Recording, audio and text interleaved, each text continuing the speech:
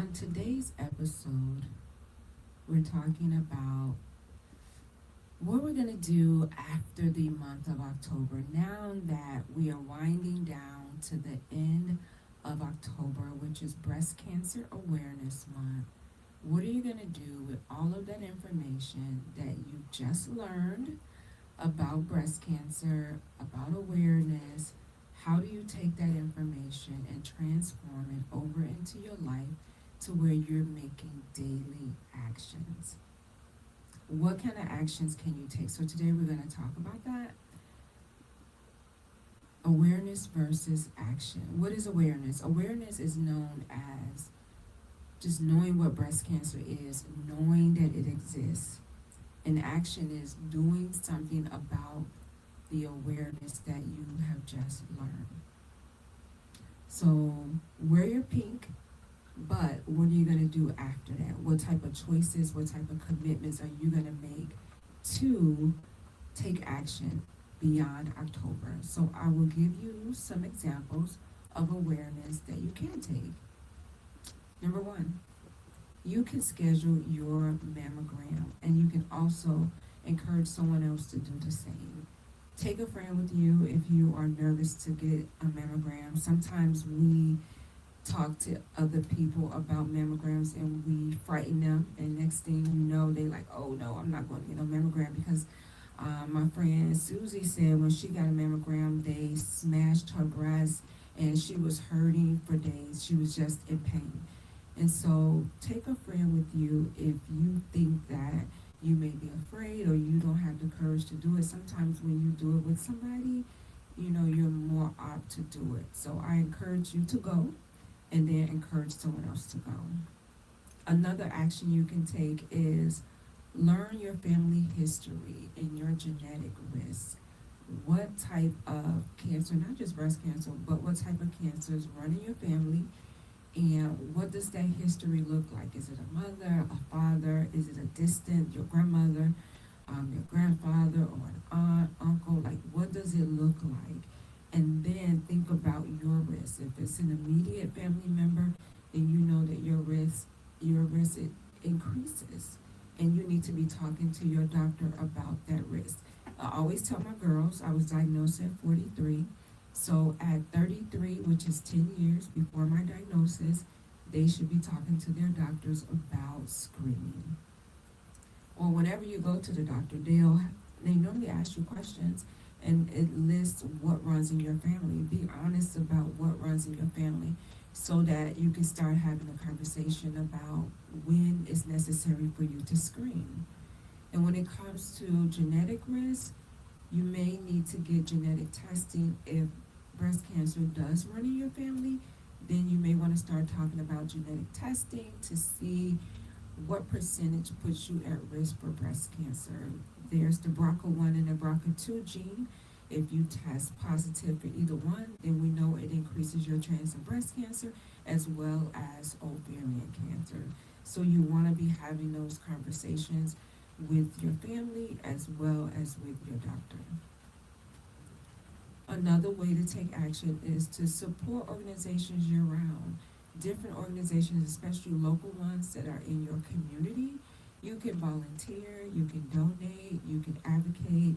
When you see an organization share a post on Facebook, whether they're having an event or they're just sharing information, share that post out as well. That's one way of helping to spread the word. You can call them up and ask, how can you volunteer with them? If they're having an event, they may need more hands. Call up and say, hey, I see that you have a gala coming up. How can I be useful?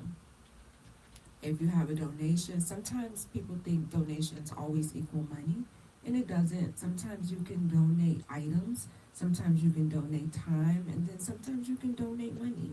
Just figure out what it is that you can do, what you're capable of doing, but do something.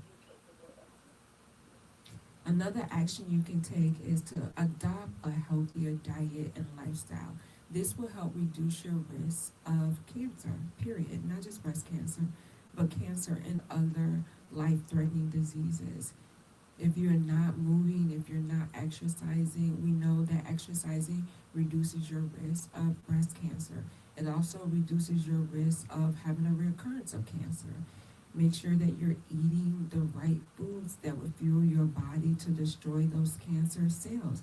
Find out what type of foods. There's blueberries, there's um, broccoli that you can eat, there's avocados that you can eat, different type of fruits. But the berries, I heard that they have to be frozen berries in order for you to get the benefit, the full benefit of those berries. So find out what type of foods that you can eat that would help fuel your system so that you can decrease your risk of breast cancer. And overall, live a healthier lifestyle. You know, they talk about alcohol increases your risk of breast cancer. So if you know you're having more than 1 or 2 drinks a day, then you know that your chances of getting breast cancer will go up. So make sure you're even decreasing your alcohol, making sure you, when it comes to smoking, you're not smoking. We know that smoking contributes to lung cancer as well. Another way to reduce your risk or to take action when it comes to breast cancer, moving from awareness towards action, is having an open conversation about health, period, with loved ones. A lot of times we're afraid to have these conversations. Number one, because they're scary and we don't want to hear it. We don't want to hear about people being sick. We don't want to know. A lot of times people pass away and they may not even say what they passed away from. They may keep it a secret until other people in the family start getting these diseases, and then all of a sudden you're like, oh yeah, so and so passed away from, and you're just like, what? Why did nobody tell me this? Like, it's important for us to have conversations because it empowers us to have this information, because then you know how to really move forward in your life. You know that if diabetes run in your family, then okay, it runs in your family. Doesn't necessarily mean you have to get diabetes, but I always say that your lifestyle, it loads the gun. Whatever you're doing, you're fueling it, right? You're loading that gun. But then you can also pull the trigger just by the daily things that you do. So just make sure that you know, okay, diabetes run in my family, and I know if I do certain things that it put me at an increased risk for diabetes. So then you take those necessary actions, necessary steps to decrease your risk.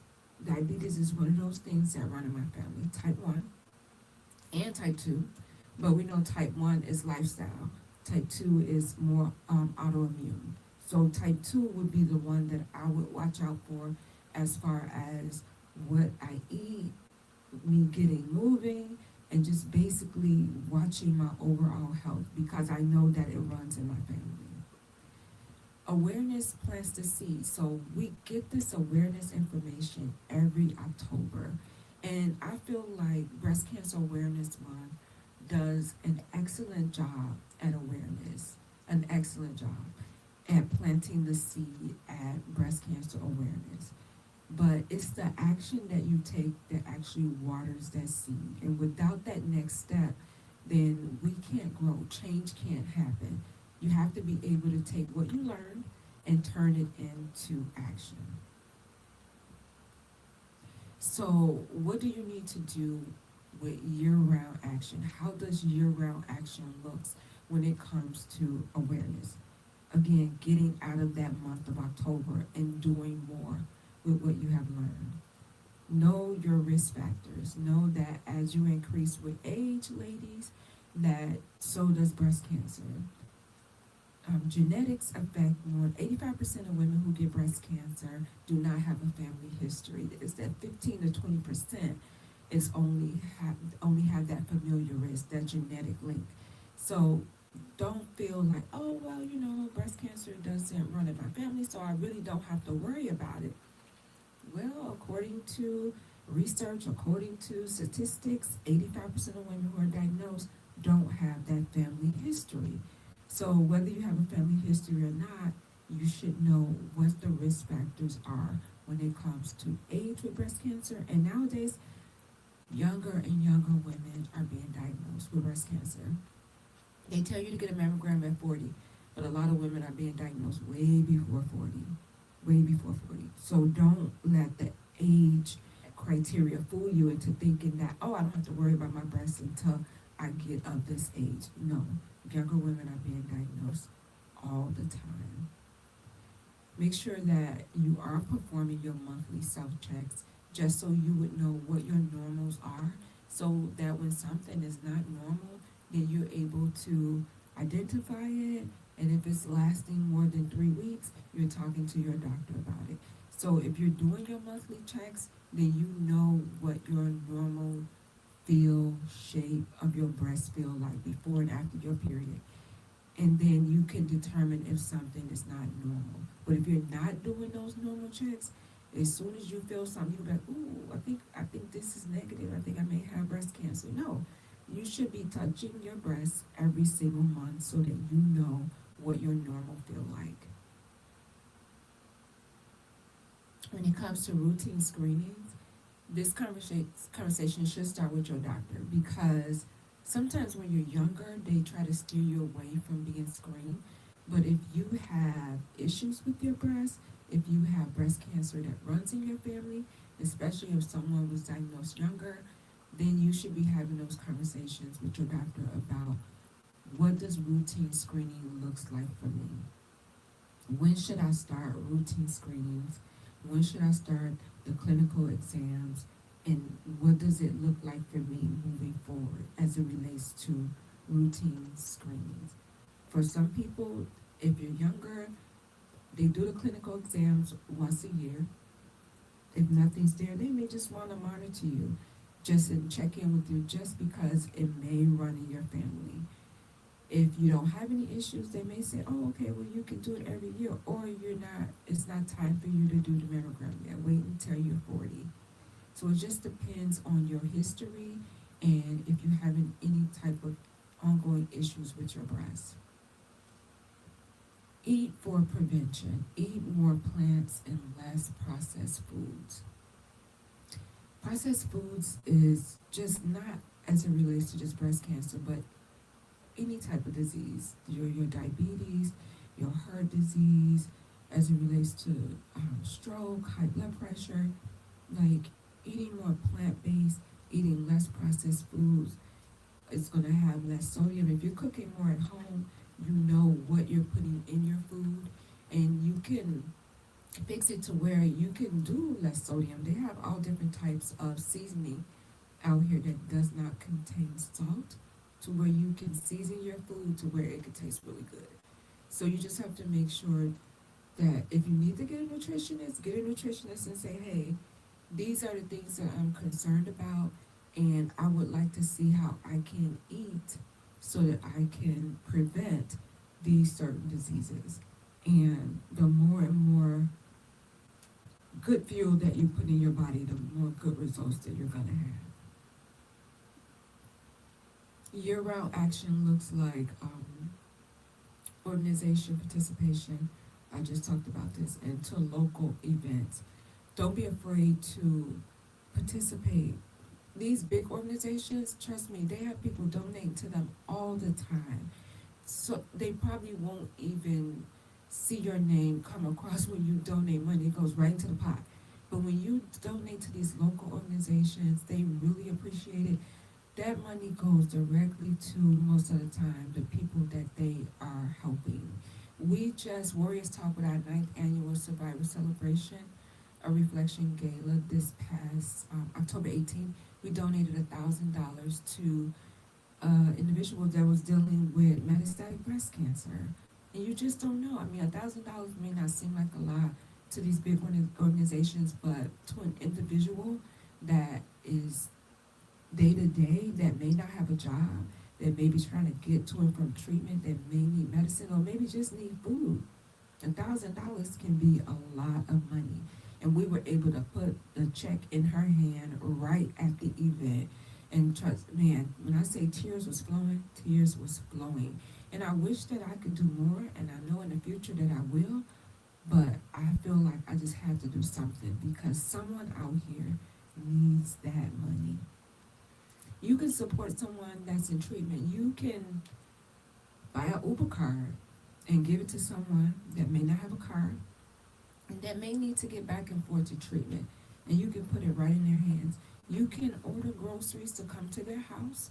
You don't necessarily have to be like, I'm gonna take you grocery shopping. No, you can talk to them and see what it is that they like to eat, and have the groceries delivered right to their house. Like things that you can do to make sure that you're making a direct impact on these individuals. Sometimes people just need encouragement. It doesn't necessarily have to be that you're giving them anything. Call them and see how they're doing. Check on them. Hey, you're on my mind today. I hope all is well. Keep going, keep fighting. I'm thinking about you. You got this. Sometimes people just need encouragement. They don't necessarily need anything while they're going through. One of the things that I wish people would do is to share credible information when people are going through their cancer journeys. A lot of times we don't. We hear all these different myths, these stories about different things that are going on. Oh, so and so went on an all celery diet and they were able to, cure their cancer. And you tell these people that, and you make them feel some type of way because that's not the way that they want to do it. Now, it may have worked for that person, but it may not work for everybody. Everybody's different. Everybody's body is different. Everybody's diagnosis is different. Everybody treatment may be different. Although we may have the same cancer, the treatment may affect my body different than it may affect your body. So if you're going to give somebody some information, make sure that it's credible and that you avoid these different myths that are out here that would make someone feel less than because they choose to do something else.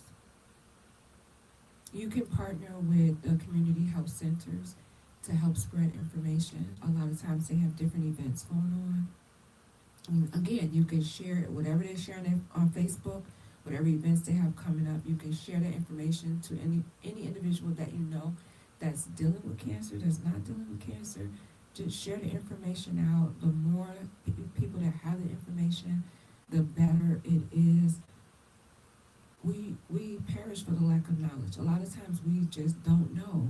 We don't know, okay, this information is out here, but a lot of times in our community, we don't like to share the information.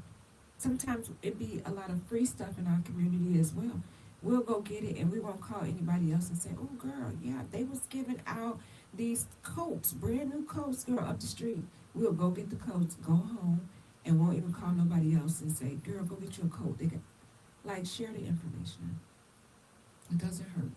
You can also contact your legislators to support breast cancer research funding. Pick up the phone, send an email. It's so easy to do.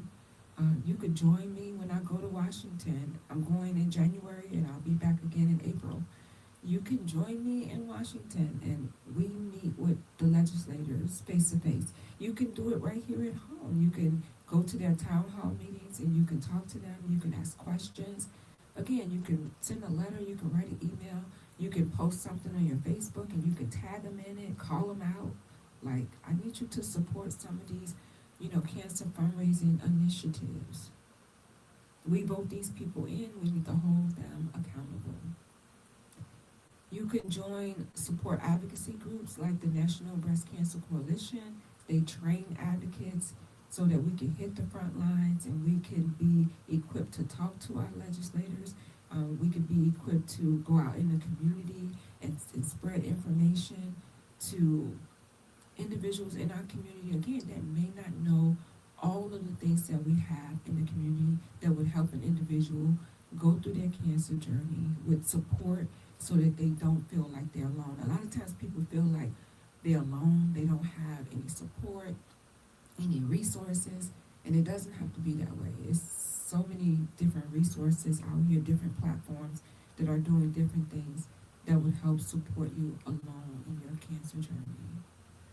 You can attend summits and webinars to help stay informed. That's what I do, and that's the main reason for me going to Washington in May, is so that I go to the seminars, I go to the summits, so that I can get information, I can stay up to date on everything as it has to do with breast cancer. I can't call myself an advocate and I'm not out there educating myself, so that I would be able to help individuals that are going through. You have to be able to educate yourself, get this information, and then share what you have learned with other people. Don't keep it to yourself. True action is not a one-time event, but it's a lifestyle. So it's something that I wouldn't say that you have to do it every single day, but it's something that should be consistent, especially when it comes to breast cancer. So the cost of stopping just at awareness. If we decide to just say, okay, we're just gonna stop at awareness, breast cancer awareness month has passed, and I'm done with that. I wore my pink, I purchased something in pink, I shared a post, and now breast cancer awareness month is over. Like, I've done what I was supposed to do. Well, according to statistics, it says an estimated 310,720 new cases of breast cancer will be diagnosed in women in the U.S. in 2025. That's according to the American Cancer Society. That's a lot of women who will be diagnosed. And if we just stay at awareness, then that number, that 1 in 8 of women diagnosed with breast cancer in the U.S., is going to stay at that. Or either it's going to stay at that, or either it's going to, the number will go down. It may be 1 in 6. So roughly out of that number, 43,700 women are expected to die from breast cancer in the U.S. in 2025. I don't care if it's one person. One person is one too many. Is one too many. Early detection through screening can lower deaths by up to 30%. If you notice, they always push early detection. We never hear them say cure. We never really hear them say prevention, but the focus is always on early prevention. And I always say early prevention just means that you have breast cancer, they just caught it early. It just means that your treatment may be less invasive. You may have more treatment options. You may not have to go through all of the invasive treatment that someone may have to go through at stage 3, or your treatment options at stage 4 may be less. So early detection, screening, save lives. So when it's time for you to get your mammograms, just go and get the mammogram. And if you have dense breast is when the tissue in your breast looks just like breast cancer. So it's hard for them to tell if they see cancer on a regular mammogram. So you have to make sure, if they ever mention that you have dense breast, that you should be getting a different type of mammogram and not the regular mammogram. If you have to get the MRI one, to where they're able to see in detail past that dense tissue in your breast, then that's what you need to do. Whenever they say dense tissue, you know that you should not be getting the normal mammogram. In Black women, we are 40% more likely to die from breast cancer than white women, even though our incident rate is the same when it comes to us being diagnosed. So it's not that Black women are being diagnosed more, it's just that when we're diagnosed, we're more likely to die from the disease. And that can come from a number of reasons. It could be maybe limited access to care. It could be maybe we're not following up more when the doctors send us a letter and say, hey, we saw something suspicious, you need to come back in. We're like, yeah, no, I'm not going. I don't want to know. I don't want to know. Or we may put it off. We may feel something, and then because we tend to take care of everybody else but ourselves a lot of time, until we don't have any other choice but to go in. And then when we do go in, we're being diagnosed at later stages.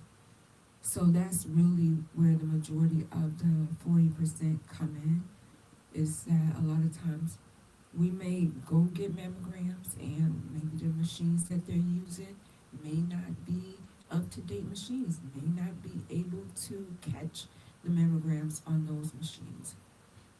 Or again, you have to make sure that we are following up. This is you get one body, one temple, and make sure that you are following up. Don't put it off, don't deny it, but verify it.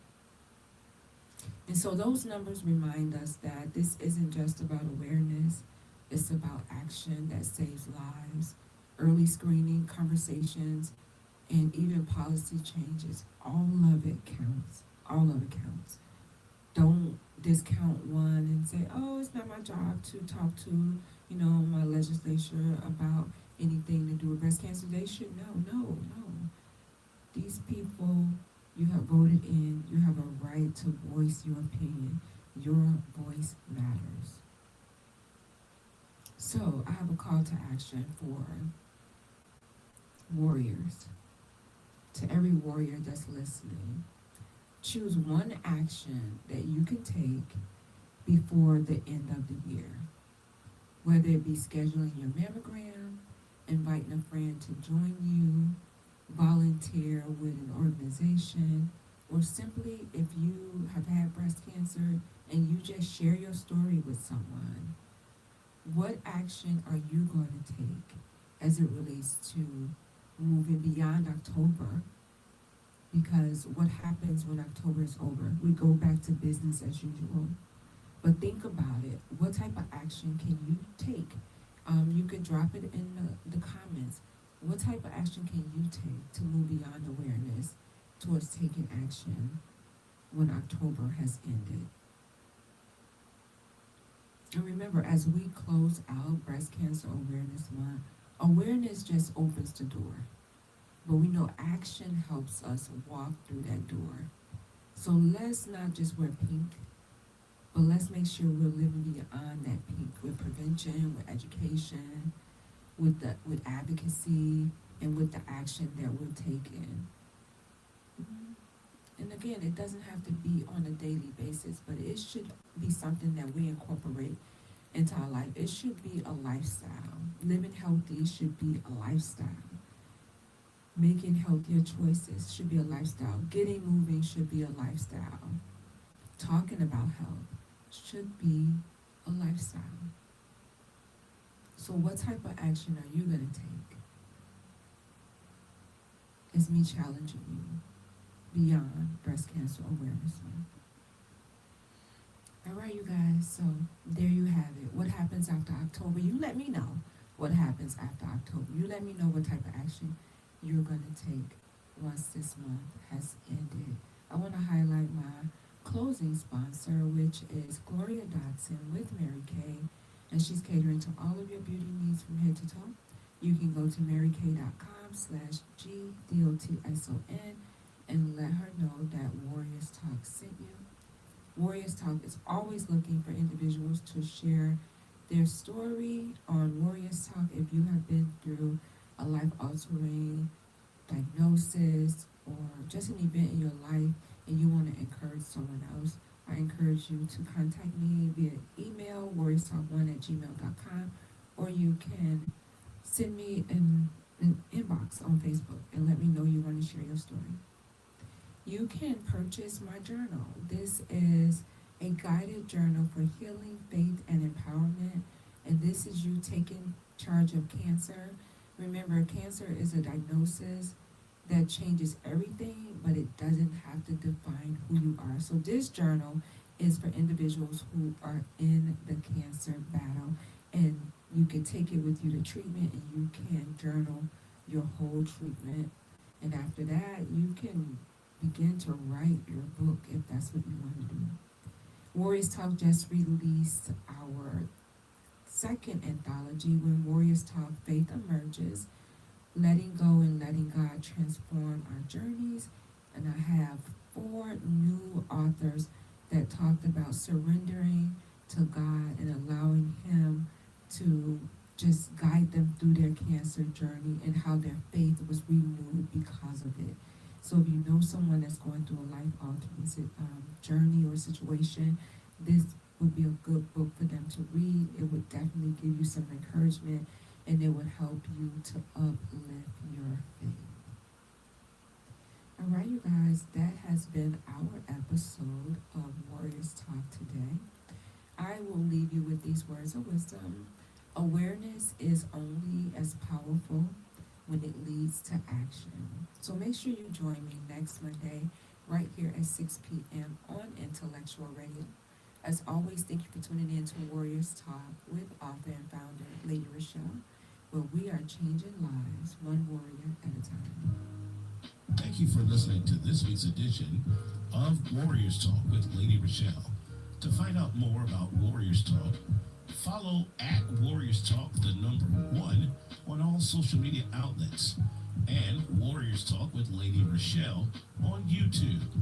Please join us next week and every Monday evening at 6 p.m. Central Standard Time on intellectualradio.com for Warriors Talk with Lady ReShell, where we encourage, educate, and empower you into action.